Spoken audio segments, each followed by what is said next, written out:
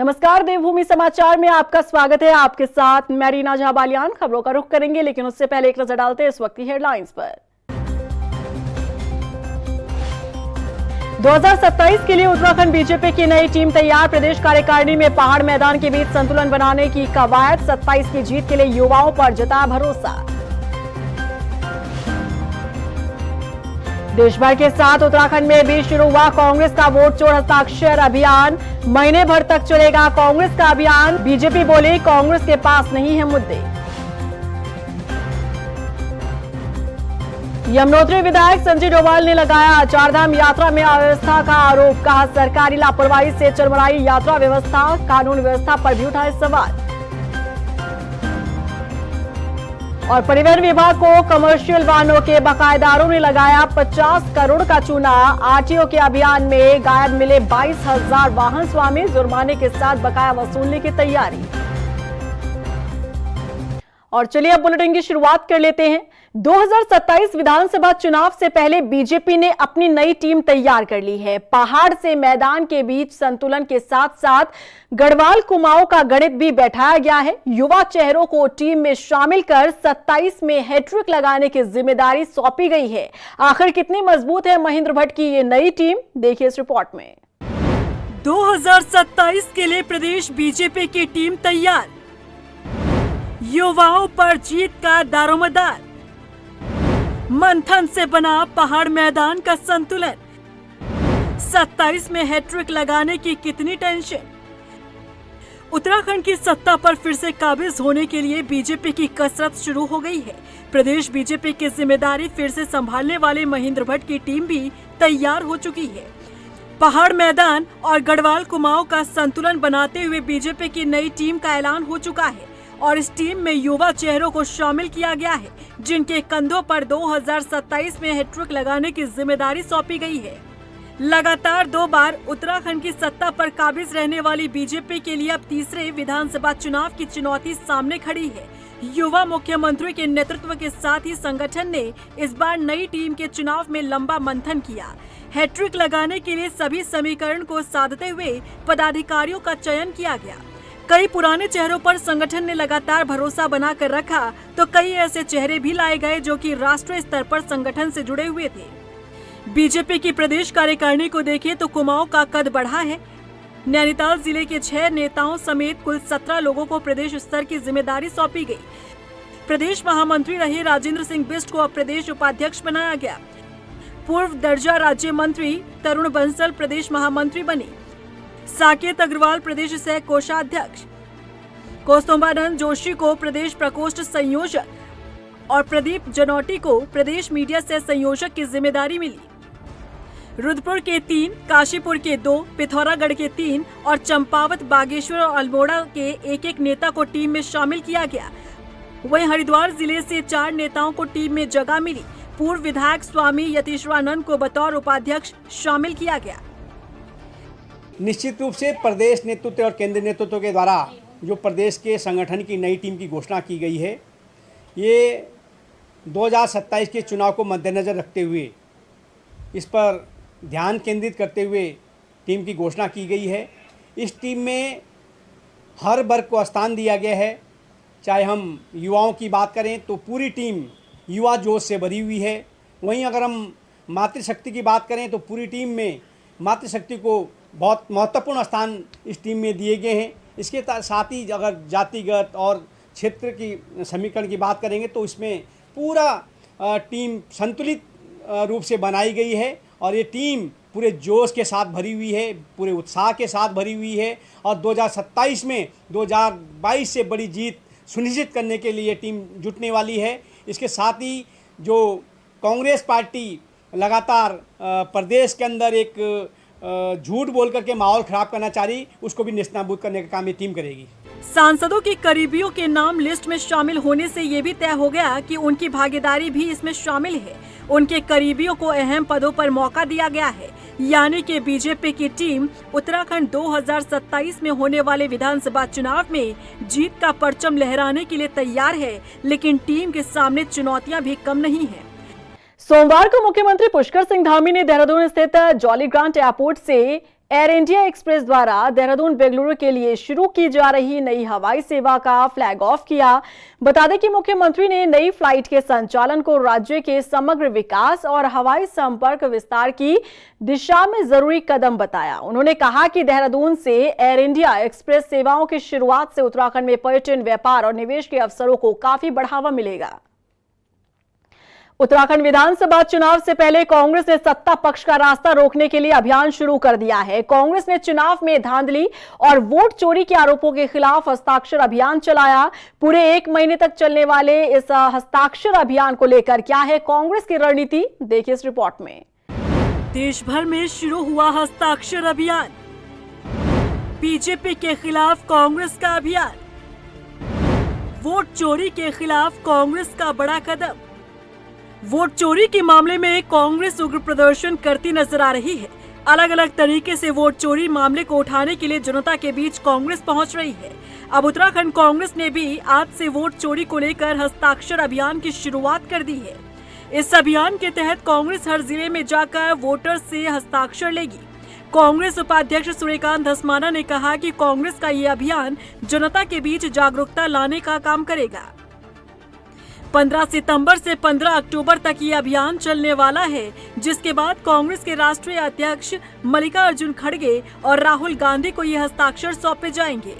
राहुल गांधी जी ने कर्नाटका की एक लोकसभा सीट में किस प्रकार से एक विधानसभा में 1 लाख से ज़्यादा वोटों की हेरा फेरी, डुप्लीकेट, ट्रिप्लीकेट वोट बना करके किस प्रकार से वोटों की चोरी करने का काम भारतीय जनता पार्टी चुनाव आयोग के साथ मिलकर के कर रही है, इसका खुलासा जब हुआ, पूरे देश में कांग्रेस पार्टी के कार्यकर्ताओं ने वोट चोर गद्दी छोड़ का नारा बुलंद किया और वोट चोर गद्दी छोड़ का ये नारा अब आगे बढ़ते बढ़ते एक जन आंदोलन बन रहा है। इस जन आंदोलन के दूसरे चरण में कांग्रेस पार्टी 15 सितंबर से और 15 अक्टूबर तक पूरे देश में हस्ताक्षर अभियान चला रही है।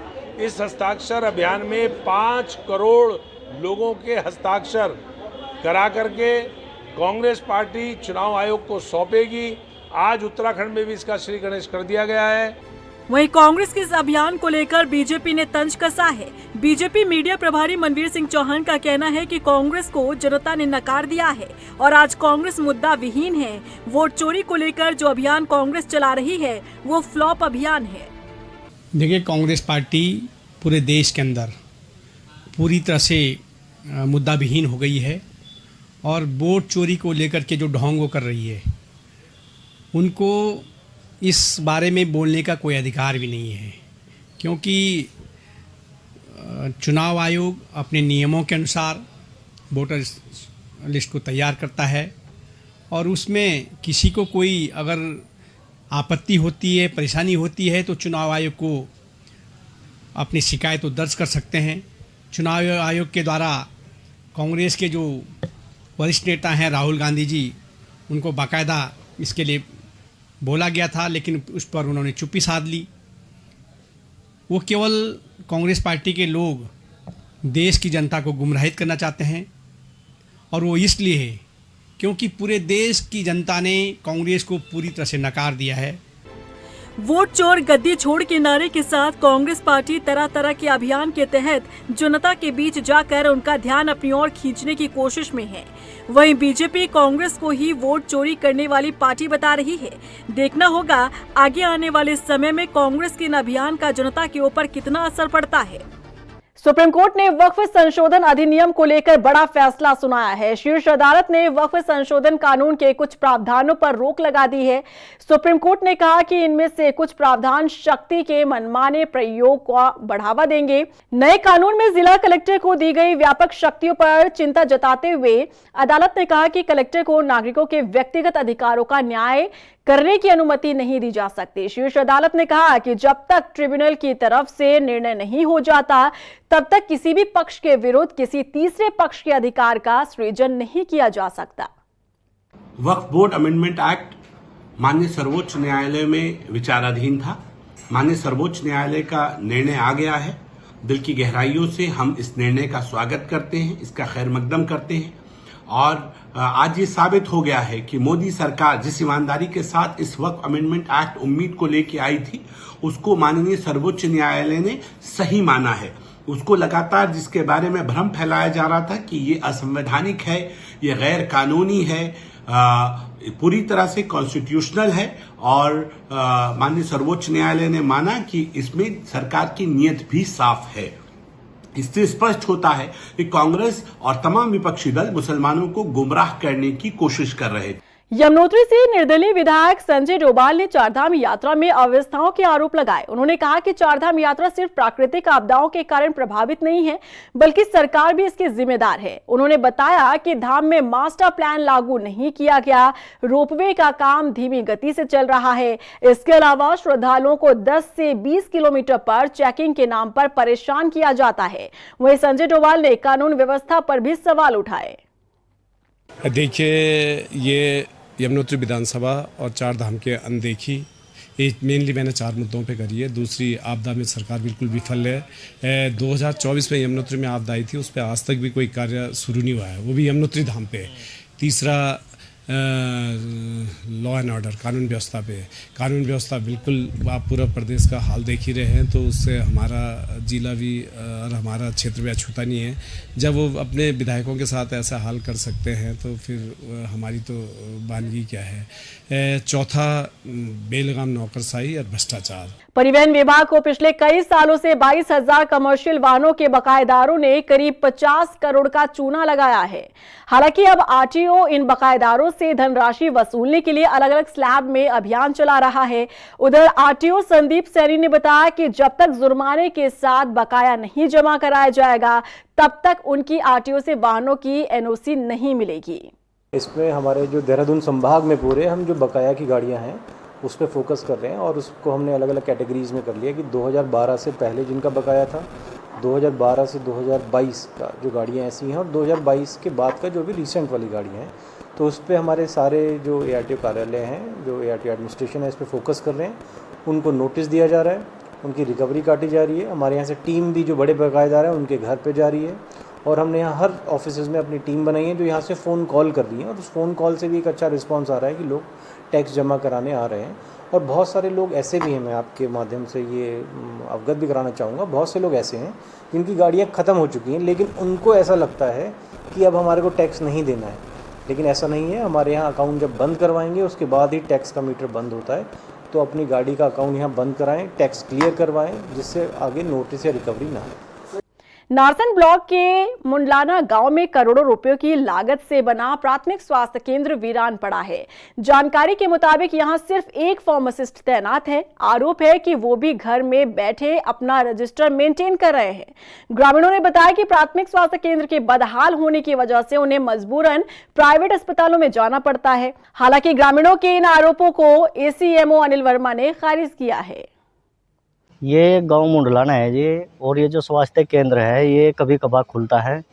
ज़्यादातर तो यहाँ एक जो डॉक्टर है उनका कोई एक चेला है, वही दिखता है, नज़र जो आता है वही आता है। जो मेन डॉक्टर है वो यहाँ नहीं बैठते हैं। मतलब जो यहाँ पे डॉक्टर है मेन, वो कभी आते हैं नहीं आते हैं? वो कभी कभार देखने को आते हैं, महीने 6 महीने में कभी कभार, नहीं तो ज़्यादातर तो बंद ही रहता है। मुंडलाना में हमारा फार्मासिस्ट प्रतिदिन जाता है, लेकिन शुक्रवार को मेरे पास भी एक कंप्लेंट आई थी कि फार्मासिस्ट आए थे और जल्दी चले गए, तो मैंने कहा इसकी मैं जांच करूंगा, वो क्यों जल्दी गए और इसका क्या कारण है। ग्रामीणों की शिकायत है कि वो आते ही नहीं है। नहीं, ग्रामीण ने मेरे को शिकायत करके बताई थी कि आए थे चले गए, ले इसकी मैं शिकायत करूंगा, क्या इसका कारण है, उसका सैलरी काटूंगा उस दिन। भीमताल विधानसभा की जर्जर सड़कों को लेकर नाराज ग्रामीणों ने प्रदर्शन किया। बता दें कि लंबे समय से सड़कें खराब होने के बावजूद जब स्थानीय शासन प्रशासन की ओर से कोई कार्रवाई नहीं हुई, तो ग्रामीणों ने हल्द्वानी में कुमाऊं कमिश्नर दीपक रावत के कैंप कार्यालय के बाहर नारेबाजी कर प्रदर्शन किया। मौके पर पहुंचे हल्द्वानी एसडीएम ने ग्रामीणों की समस्याएं सुनी और ओखलकांडा क्षेत्र की सड़कों को जल्द से जल्द ठीक करने का आश्वासन दिया। देखिए, कुमाऊं कमिश्नर दीपक रावत जी ने 3 साल पहले हैड़ा खान काठगोदाम शिमलिया जो सड़क है उसका दौरा किया था। सांसद अजय भट्ट जी ने भी किया था, तमाम अधिकारियों। 3 साल के सड़क जश की तश है, और मैं ये कहूँ कि उसकी फाइल बंद कर दी गई। लगातार सड़क पर आवागमन प्रभावित होता है, 2-2, 3-3 घंटे बंद रहती है सड़क, और फिर मशीन लगती फिर खुलती है। लोगों की जान माल का खतरा हो रहा है। इसी तरह से क्वारब मोना मोटर मार्ग जो अल्मोड़ा को जाने वाला, उसकी हालत बहुत दयनीय है। भवाली से अल्मोड़ा को जाने वाला मोटर मार्ग, रामनगर से शल्ट को जाने वाला मोटर मार्ग, हमारा भीमताल से खुडानी पदमपुरी देवीदुरा को जाने वाला मार्ग बहुत ही दुर्दशा में है। इन सड़कों की खराब हालत को लेकर, ये आज से खराब नहीं, इसमें लगातार भ्रष्टाचार हो रहा है। पीडब्ल्यूडी अधिकारी जमकर भ्रष्टाचार कर रहे हैं। अभी भीमताल खुटानी वाली जो पदमपुरी वाली सड़क है, उस पर अभी पिछले दिनों लोक निर्माण विभाग ने कुछ गड्ढे भरने का काम किया था। इतने बड़े बड़े बोल्डर, 2 ट्राली पत्थर डाला, मैं समझता हूँ 100 ट्राली का पेमेंट ले लिया होगा। रुद्रपुर में प्रादेशिक बंगाली कल्याण समिति के केंद्रीय कार्यकारिणी चुनाव में दिलीप अधिकारी ने बाजी मारी। बता दें कि दिलीप अधिकारी ने प्रदेश अध्यक्ष पद पर चुनाव लड़ रहे कृष्ण कुमार दास को 53 वोट से हराया। वहीं महामंत्री पद पर नारायण हालदार को जीत मिली और अब दोनों नेता अपनी अपनी प्राथमिकता गिना रहे हैं। सबसे बड़ा काम रह गया बंगाल समाज को एकत्रित करना।